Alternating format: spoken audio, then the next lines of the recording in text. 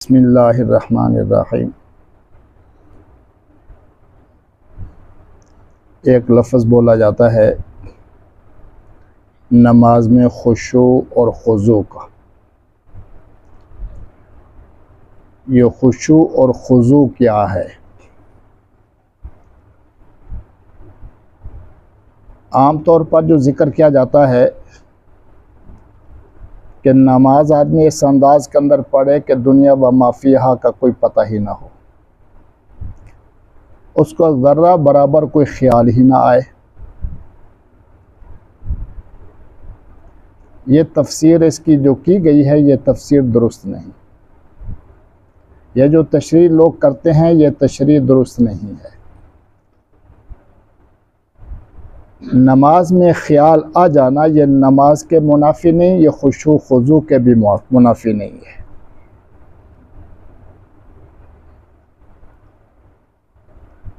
हाँ, जानबूझकर नमाज के अंदर ख्यालत ना लाए, सोचो विचार ना करे।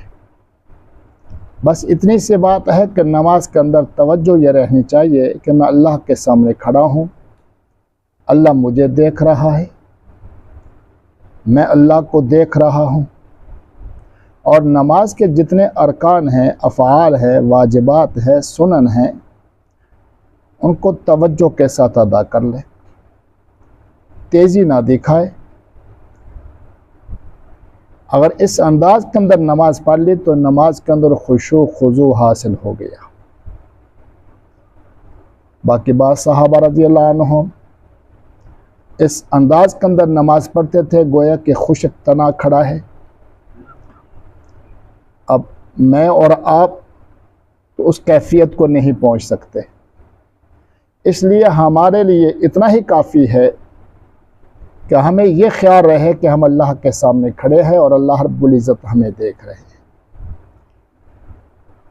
और नमाज को सुकून के साथ अदा कर ले। रुकू है तो वो सुकून से अदा करें, कौमा है तो उसको सुकून के साथ अदा कर ले, सजदा है तो वो सुकून के साथ अदा कर ले, दो सजदों के दरमियान बैठना है जिसको जलसा कहते हैं वो सुकून के साथ अदा कर लें।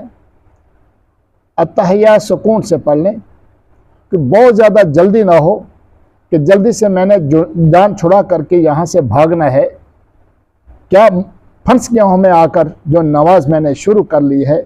इस तरह की कैफियत नहीं होनी चाहिए। तो इसलिए नमाज के अंदर खुशू खुजू क्या होगा कि आदमी की तवज्जो अल्लाह रब्बुल इज़्ज़त की ज़ात की तरफ रह जाए कि मैं अल्लाह को देख रहा हूँ।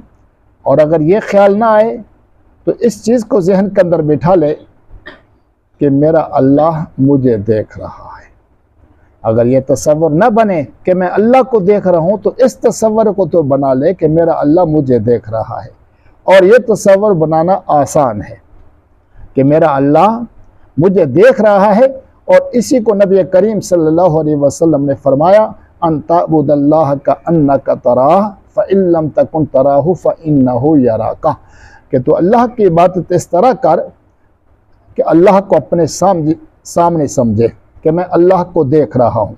और अगर ये तसव्वुर नहीं बनता तो इतना तसव्वुर तो ज़रूर बना ले कि मेरा अल्लाह मुझे देख रहा है। और इसी के ऊपर अल्लाह रब्बुल इज़्ज़त की तरफ से कामयाबी का वादा है, कद अफ़लहल मोमिनून, मोमिन लोग कामयाब हो गए।